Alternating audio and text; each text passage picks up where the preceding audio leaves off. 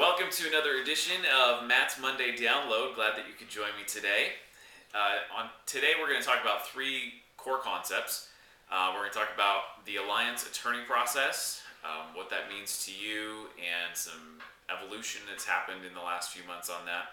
We're going to talk about banks initiating contact very early in the short sale process, and then finally we're going to wrap it up with a little bit of update on Bank of America's Equator process and some of the ridiculous demands that they're making through Equator. So let's start with the attorney process. This is going to be reviewed for some of you. It's going to be a little bit of new information for others, and then for the rest of you that haven't closed a short sale in the last few months, this is going to be a review that's probably really good because you haven't dealt with the attorney process yet. So what is our attorney process and why? Well, the attorney process is a protection to you and a protection to us. Back in fall of 2009 is when we released this, and the attorney review process happens as soon as a short sale approval comes in. The reason that we do this, and just as a reminder, this is something that we offer to all of our network agents when we're negotiating a short sale, is the review of short sale approval letters by third-party legal counsel. This gives some extreme confidence to your seller that they really know what this short sale approval letter means to them and how it's going to affect them now and in the future.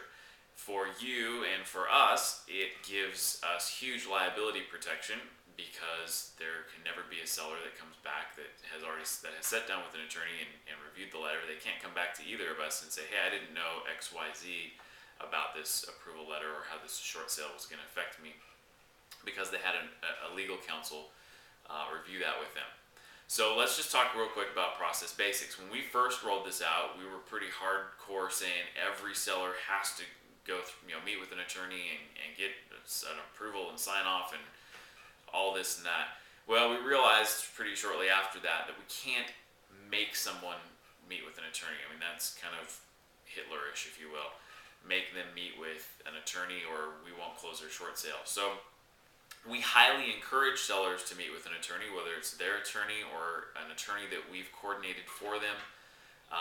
And just a reminder, this is a service that we provide to all of our agents that we negotiate short sales for at no cost to the agent and at no cost directly to the seller. We negotiate this into the transaction so that we can take care of that fee. So anyway, that's a key point, an important point. But they can meet with their own attorney, they can meet with an attorney we've coordinated, or obviously they can say, you know what, I just don't want to meet with an attorney. I understand that there are risks involved with a short sale and I may not totally understand all of them, but I just want to move forward and I don't want to do that. Now, you as their agent really should encourage them to meet with legal counsel. We're encouraging them to meet with legal counsel, but of course they don't have to. If they don't, we're going to send out a waiver that basically says they understand that none of us can give them legal advice, that they're waiving right to be able to sit down with an attorney prior to the closing of their transaction, and then of course we'll move forward. What is the basic process? Well, the basic process, we get an approval letter into our office. We're going to make a phone call to you and say, hey, yay, we've got an approval. Let's go ahead and get your seller in contact with the attorney. Can you call your seller and let them know that they're going to be getting a phone call from an attorney so that we can move forward? And that's a critical part to this, and I want to emphasize this, is the urgency at this point, because we now have an approval on a short sale and there's an expiration on that approval letter. And if your seller is going to sit down with legal counsel to review it before they move forward with the transaction toward closing, this really needs to happen very quickly. So it's not something that we want to wait, have sitting around for a week or week and a half while somebody gets an appointment with an attorney. Now, the attorney that we have coordinated with understands the urgency of this and is committed to get sellers into his office or on the phone within 24 to 48 hours of receiving this. So the most important thing, and usually what slows it down, is the fact that the seller either doesn't answer their phone, doesn't return phone calls, and they have a hard time connecting. So once we give you notice that this has happened, getting in contact with your seller and letting them know, hey, you're going to be getting a call from an attorney, here's his name, take that call. He just wants to review the approval letter with you, make sure you understand what it is. Once that happens, he's going to send us notification, hey, I met with the seller, they want to proceed to closing, or they don't want to proceed to closing for whatever reason. We need needs certain items changed on the approval letter. At that point, we're either going to renegotiate those items that need to be changed, or we're going to move toward the closing table. And that's kind of the nutshell, the high level of it.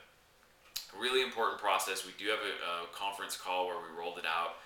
The thing that you'll note that has changed is that at that point when we rolled it out, we said this is going to happen no matter what for everybody.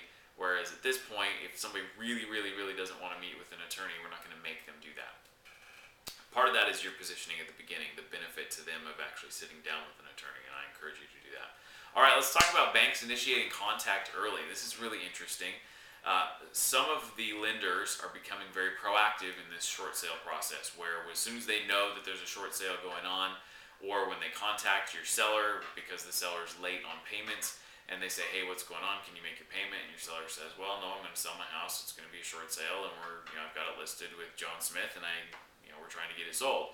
Well, the bank then puts those notes into their system, and some of these lenders are following up then with you as the real estate agent and getting involved in the transaction early. Wells Fargo is one of those lenders that is doing this often. Actually, in some of the larger markets that have a ton of short sales, they actually have field representatives that they have out there to help agents with their short sale process. Here's some pitfalls that we're running into with this. If banks initiate an appraisal early in the process like this, if you're familiar at all with the Excite price system, that can potentially screw it up. You're starting your listing where there are strong comps, and that may not be where you end your listing or actually get an offer. So BPOs can be an issue with this. Make sure, my recommendation, it's kind of tough to blow the bank off, but if there's any way that you can say, you know what, we're in process of marketing the property, as soon as we get to a place where we feel like we're getting some activity, then we'll let you know.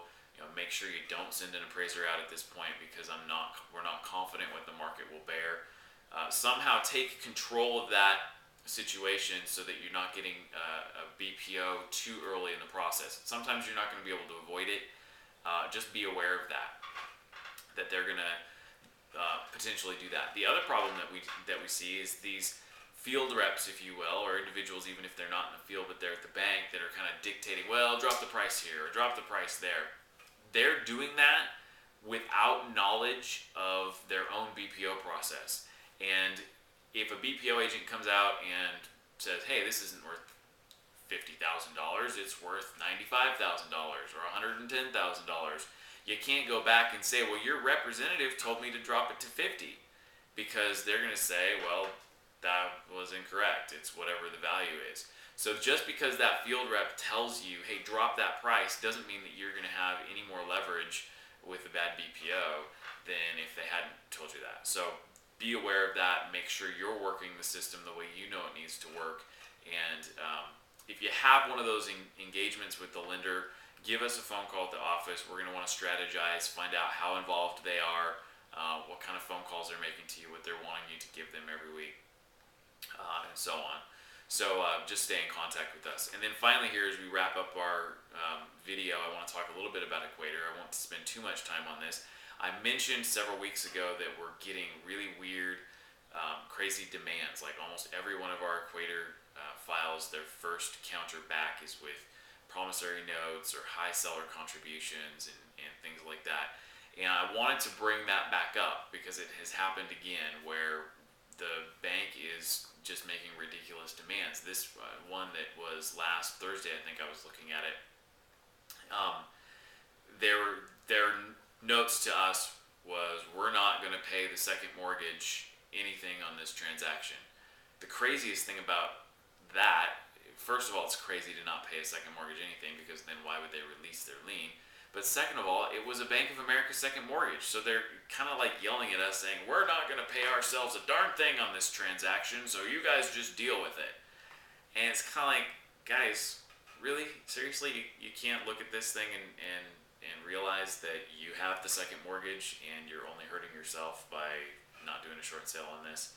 So unfortunately, just realize, position the buyer and buyer's agent, especially if you put them on your notes, or the seller, if the seller is on your note system, our note system, and getting the emails, let them know, hey, just be ready for a crazy response from Bank of America first off. We'll strategize based on their response and reapproach it a different way. But we're finding that we're going back and forth with B of A 3, 4, 5 times before we can come up with a reasonable offer that we're going to be able to close. So there it is. There's the Monday download for today. Have an excellent week, and I will talk to you again very, very soon. If you have questions, don't forget to email them in or get a phone call into the office so we can help you out. Thanks, and have a great one. Bye.